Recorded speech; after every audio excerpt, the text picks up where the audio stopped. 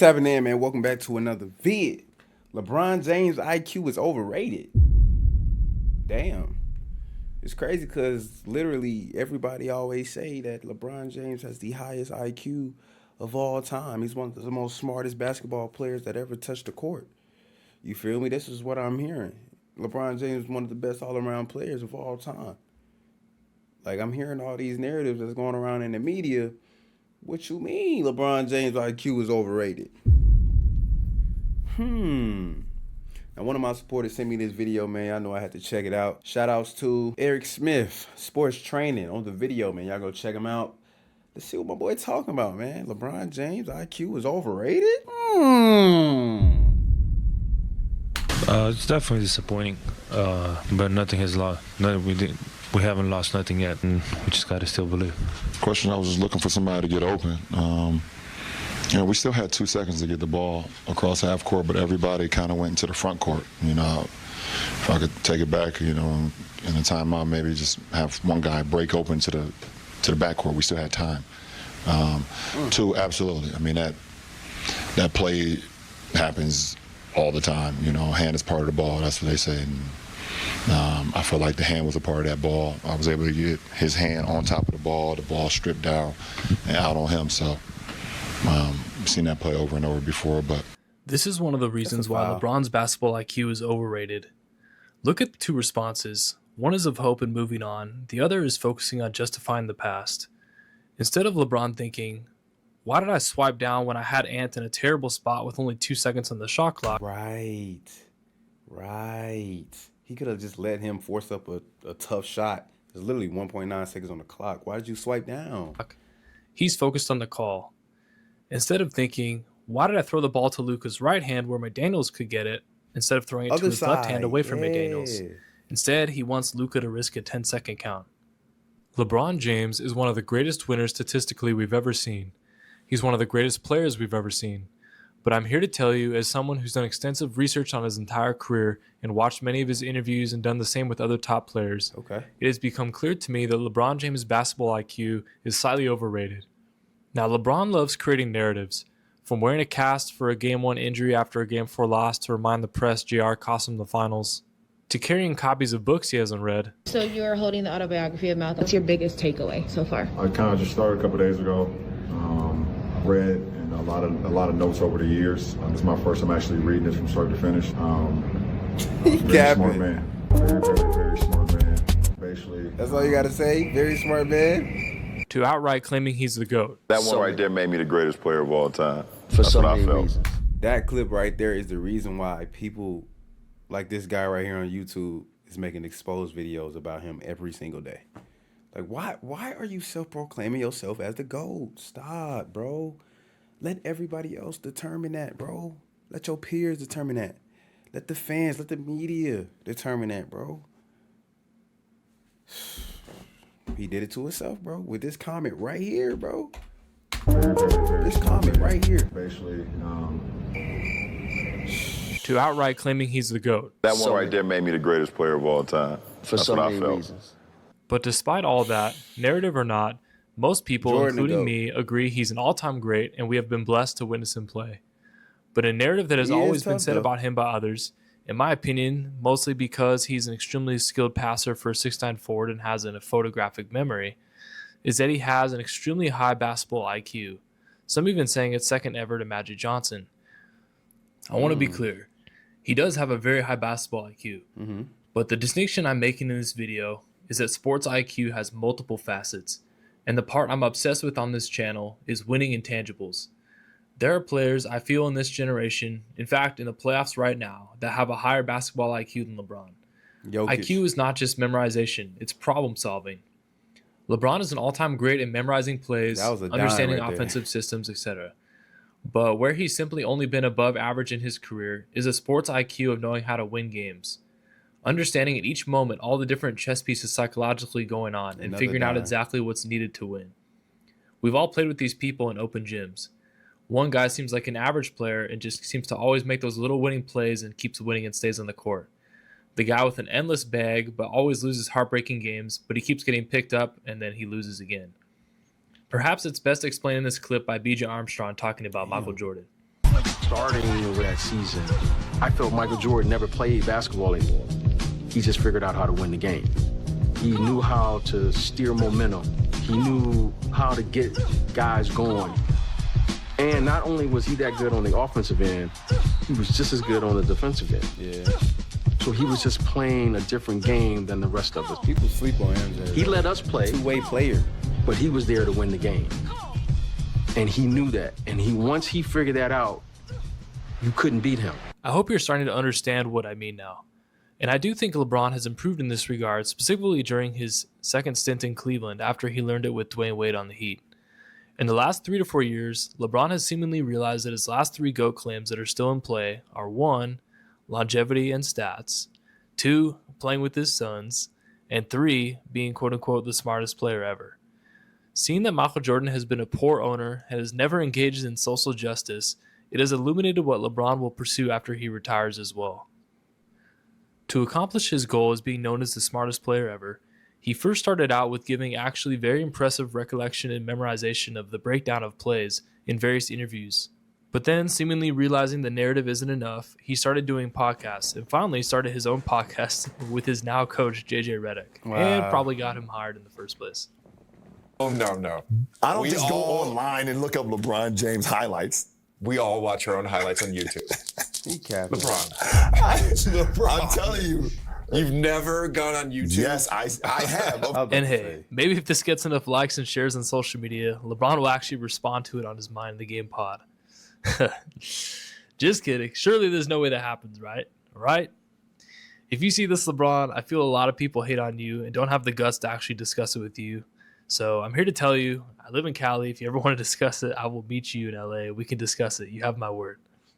Now let's get into the film and discuss why LeBron's basketball IQ is overrated and has held him back from winning more than he has. All right, let's see.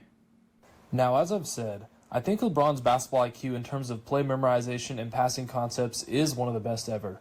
I more want to discuss the winning play side of basketball IQ. As a trainer myself, I can't teach players to be 6'9", 260. But players, I want them to emulate, make winning plays, and understand how and when to make them. That careless turnover. The first aspect I want to talk about with LeBron, and I hope I get to ask him one day to his face.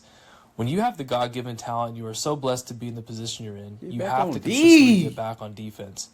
I couldn't find the clip, but I've heard that LeBron views it as he wouldn't be able to get back anyways, so might as well stay back to get the 2 free points.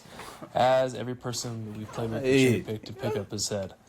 Sometimes it ends up being the case, but there are so many instances of his teammates busting it to extend the half-court possession, and he eventually returns right as his opponents score. You might consider getting Cat back in the game with the 4 personal fouls. Beasley finds Vando underneath. Timberwolves. Stop whining, nigga. Minnesota's field percentage has been plummeting. Getting down there with the Lakers, Lakers have just under 40% shooting. Minnesota 41.9. Anthony. Where's he at? Okay, as you can see, the theme, he's either frustrated with what he perceives as teammates' mistake or a referee. But again, you can chalk it up to hustle, but to me, it's also a part of winning basketball IQ. You have to understand the situation. Yeah. Now again, I don't want this to be a bashing LeBron statement. I more want to illustrate a few players at the end who I feel have a winning plays IQ.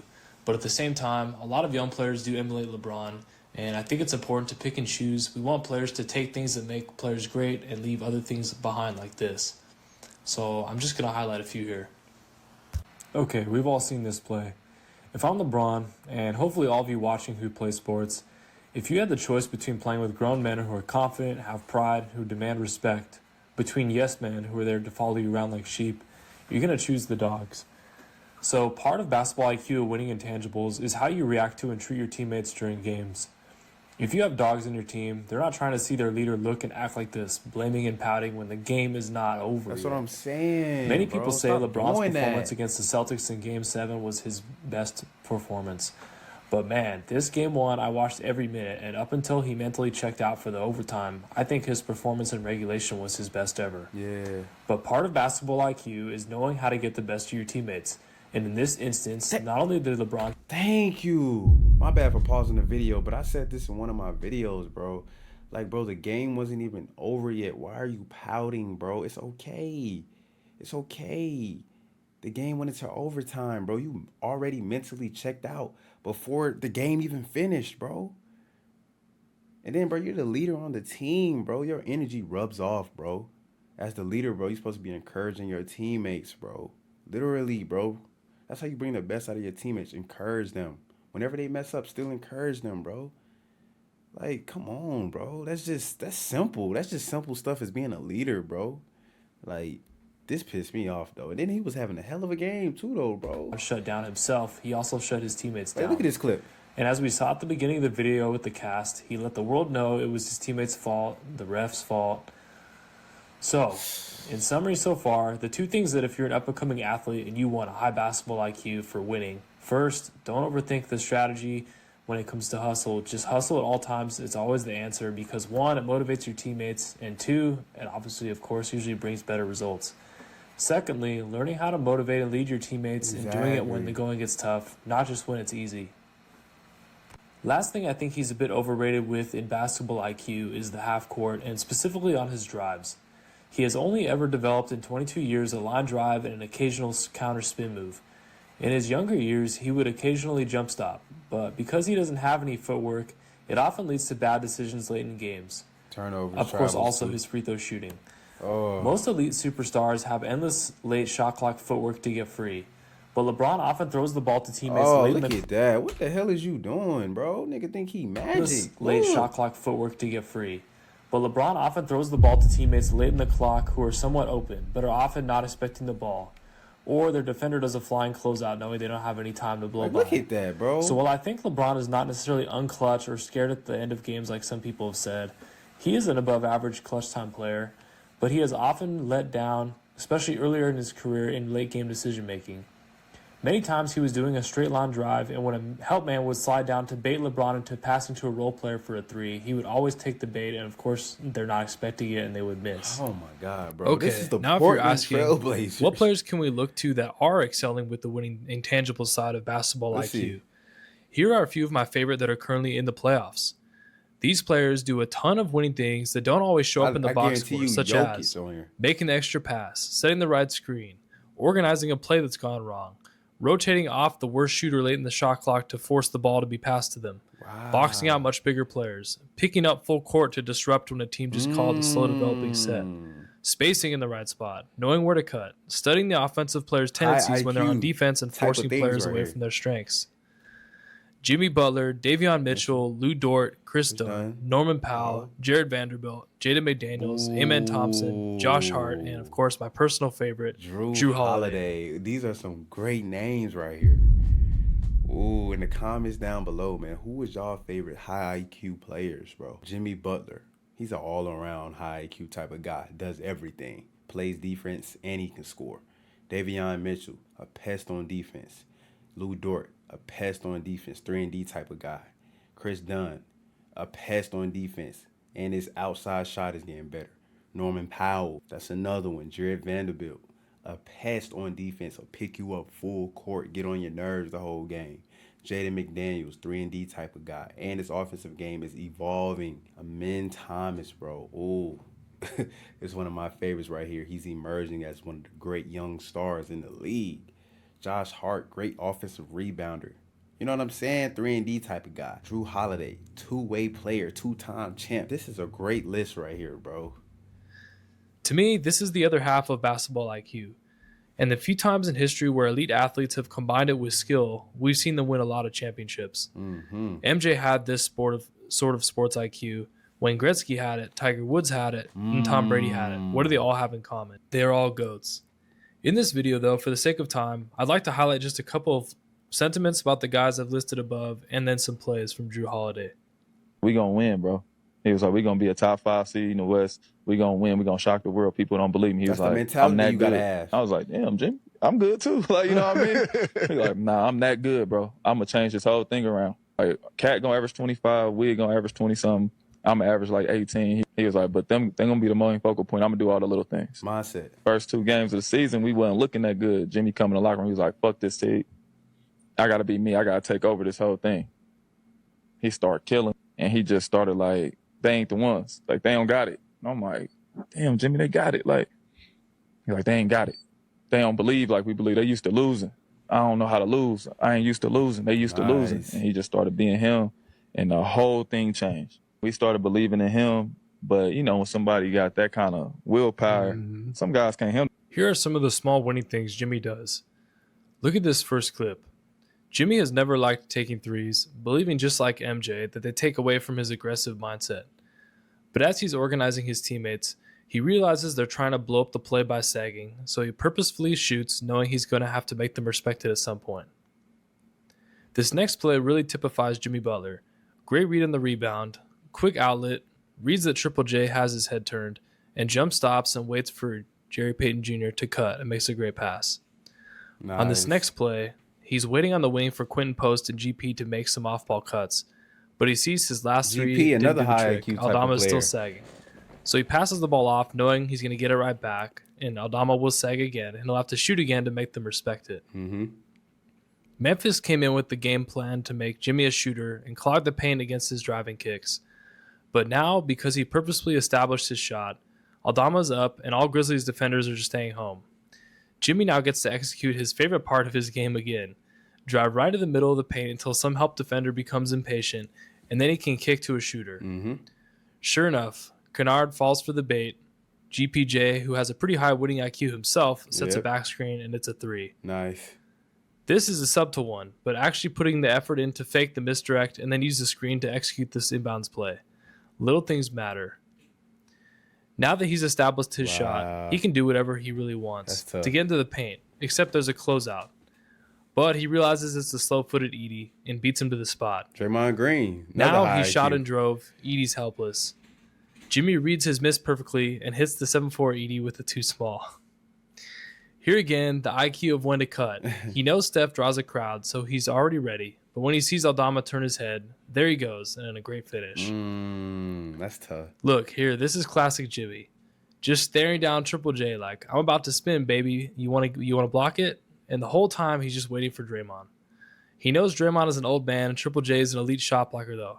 He reads it happening, and he beats Ja to the tip. That's just winning basketball. Offensive rebound. Also probably saved Draymond a tech for arguing it was a foul, so it's doubly intelligent. This one is a design play with 6'3" Steph screening the 7'4" Edie. But still, the bait and the timing of the cut are perfect. How many times do we see players just sag into the paint on this, and then there's a kick out to the corner three for their man? Not Jimmy. He sees it coming and becomes the aggressor for another steal or 2 points. Jimmy, bro, his IQ is crazy. The problem with these winning plays is highlighters don't care about these things that much, so it's almost impossible to find clips. I'm working on getting more game footage for the future, but that's really the whole goal with this channel. Changing the culture, hopefully, to where we start to celebrate mentality and winning plays more over flash. Hey, I rock with this channel. So finally, to finish up the video, I'm going to show some clips from Drew Holiday. Drew Holiday is solidified as probably the best defender in the league at the guard position. You know, you put Drew in any system, any coach is going to ask him to guard the best player. I mean, we played them in 2018 second round, and he guarded me the whole series. That's crazy. And he picking me up full court. He was guarding me in the post. A tough time. And I actually, it was tough to dribble on Drew Holiday. He slides his feet so well. He got good hands. He's strong. He got good instincts. Like, I gained a lot of respect for him in that series because he went from guarding me to Clay to Steph to guarding Draymond, neutralizing pick and roll. Like, he's special. Owning your role. Nobody wants to accept that role. The Derek Whites, the Drew Holidays, they stand out. The Josh Harts. If you guys want to watch somebody that's a skilled basketball player, just watch Drew Holiday. Ain't no holes in his game. He not finna celebrate. He gonna score the ball, sprint back hard, get back before. They gonna build a wall. He gonna communicate. Like, it's like everything you supposed to do that come with it. It's all fun. Drew Holiday in his prime had the highest basketball IQ in the game. Wow. The only thing holding him back from being the best player in the league was being 6'4" and being only a 37% three-point shooter, which is good for league average, but a bit low for an elite guard. Let's start with one of the main things he's known for, his defense. This is my all-time favorite clip from Drew because it's him in a nutshell. The point of this drill is for the offensive player to attack closeouts. Svi Mykhailiuk is 6'7", Drew is 6'4". Every other NBA player would give up on this. Look at this block. Wow, he blocked that? And his most famous play in the NBA, which broke Phoenix and essentially won them the title. He reads the Booker spin, rips the ball away, and throwing the high-risk, high-reward lob to Giannis. Wow. And then this play, showing a great read and hustle, then seeing the outlet, then a good shot fake, and then the beautiful give and go with Porzingis. That's winning basketball. Drew Holiday, a basketball savant. This man is an absolute defensive genius. Please go watch the series he had while he was on the Pelicans versus the Portland Trailblazers, offensively and defensively. Obviously, he's got more of his notoriety from his Bucks and Celtics days, but that playoffs, he was finally healthy and at the height of his powers, and he outplayed Dame and CJ. I'll put the links in the descriptions to both this defensive highlight video from before and the Pelicans versus Blazers highlights. Please, if you guys want to see high basketball IQ, go check them out. I'll also put the list of guys I think young players should watch that I mentioned earlier in the video. And here's also a list of their best nicknames. You guys can put in the comments which one you think are the best. I'll leave you with a clip from Kobe's mind and several of the greatest winning IQ plays of all time. Yeah. This is Eric Smith Sports Training. Thanks for watching. Subscribe and like, please, for more videos like this. And leave a comment about other sports mentality and IQ topics or players you'd like to see covered. All right, man. That was a great video right there, man. LeBron James IQ was overrated. Shout out to my boy Eric Smith Sports Training, man. Y'all go check him out, man. Seems like you know what he's talking about, man. High IQ type of guy. Seem like you know the game of basketball on a deeper level, man. So shout outs to bro, man. But damn, man, maybe LeBron James IQ is overrated, man. I do see a lot of bonehead turnovers in late game situations. And also LeBron James hold the record for the most turnovers in NBA history. Good God. You feel me? Don't get me wrong, man. LeBron James is a high IQ type of player, but I don't think he's the highest IQ player in NBA history, bro. Like, that's cap. As y'all can see in the clips earlier, bro, LeBron James was turning the ball over in late game situations, blaming teammates and stuff like that, bro. His attitude on the court, bro, is crazy, bro. So it's stuff like that, bro, that goes into having a high IQ. You feel what I'm saying? But yeah, man, maybe it is overrated. Y'all let me know in the comments down below, man. Some of my favorites right now with high IQ. Look at this list, bro. Like, I like this list. Amin Thomas, Jaden McDaniels, you know what I'm saying? Lou Dort, Drew Holidays, the Jared Vanderbilts. Some people that's not on this list. You got Kyle Lowry, you got the Kawhi Leonards. Like, it's a lot of folks, man, out there with high IQ, man. You know what I'm saying? That don't really get the credit. You feel me? I feel like LeBron James get all the credit for having the best IQ of all time, bro. Like, that's cap, man. Y'all let me know what y'all think, bro. Y'all think LeBron James IQ is overrated? Y'all let me know in the comment section down below, man. But this was a great video. If y'all like the reaction, man, hit the like button. Comment down below any videos y'all want me to check out next. And last but not least, subscribe. Young Groovy signing out. I'm going to catch y'all in the next vid.